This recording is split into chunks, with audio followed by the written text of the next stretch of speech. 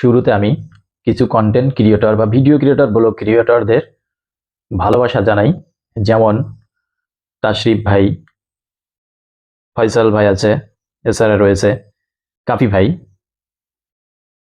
যারা বন্যা দুর্গত মানুষের পাশে দাঁড়ানোর জন্য তাদের জন্য খাদ্য সরবরাহ করছে এবং সেখানে যা মানুষের যে দুর্গতি অবস্থা সেগুলো তুলে ধরছে।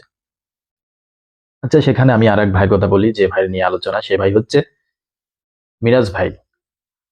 আচ্ছা, বুঝলাম সে বন্যা দুর্গত মানুষের পাশে দাঁড়াবে, তাদের সাহায্য সহযোগিতা করবে। আচ্ছা, আমি বলি ভাই, আপনি তো স্বাভাবিক মানুষ না, আপনার সাহায্য করার ইচ্ছা রয়েছে, আপনি সাহায্য করতে পারেন। আপনি যে বন্যা দুর্গত এলাকায় গিয়েছেন, আচ্ছা ভাই, আপনি নিজে একবার ভেবে দেখেছেন আপনি নিজে স্বাভাবিক মানুষ না?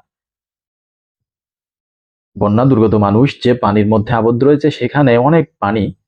আচ্ছা, আপনি তো স্বাভাবিকভাবে সাঁতার কাটতে পারবেন না, স্বাভাবিকভাবে চলাফেরাও করতে পারবেন না, আপনি ওখানে গিয়ে কি করছেন? আপনাকে পাহারা দেওয়ার জন্য আরো 5 জন ব্যক্তির দরকার, আপনাকে নৌকা থেকে নামানোর জন্য, নৌকায় ওঠানোর জন্য, এমনকি যখন খাদ্য খাবেন তখন আপনার খাবার খাওয়ার জন্য আরো 2 জন মানুষের দরকার।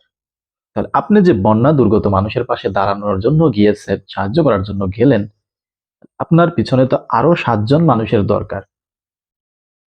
আচ্ছা ভাই, আমি বলি, সেক্ষেত্রে যে অন্যান্য যারা ভিডিও ক্রিয়েটররা গেছে সাহায্য করার জন্য, তারা তো স্বাভাবিক মানুষ, তারা নিজেরা চলাফেরা করতে পারবে, সমস্যা নেই। কিন্তু আপনি নিজে ভেবে দেখা দরকার ছিল যে আপনার সেখানে নিজেরই নিশ্চয়তা নাই, আপনি অন্য মানুষদের পাশে কিভাবে দাঁড়াবেন, তাদের কিভাবে সাহায্য করবেন, এভাবে আপনার বারবার ভেবে দেখা উচিত ছিল। আপনি সেখানে গেলেন, দেখা যাচ্ছে আপনি লাইফ সাপোর্ট যে জ্যাকেটটা আপনি গায়ে দিয়েছেন, আপনি যদি পানির মধ্যে পড়ে যান তাহলে আপনার লাইফ জ্যাকেটটা কি হবে, বডির উপর দিয়ে বের হয়ে যাবে, আপনি পানির মধ্যে পড়ে মারা যাবেন। সুতরাং আপনার চোখে চোখে দেখার জন্য এবং আপনার কি বলবো বডিগার্ড প্রয়োজন। আপনাকেই ওই মানে পানি থেকে, যে পানির মধ্যে পড়ে মারা যাবেন তার হাত থেকে রক্ষা করার জন্য আপনারই আরো 2-4 জন বডিগার্ড দরকার। তাহলে আপনি ওখানে যে মানুষের কিভাবে সাহায্য করবেন?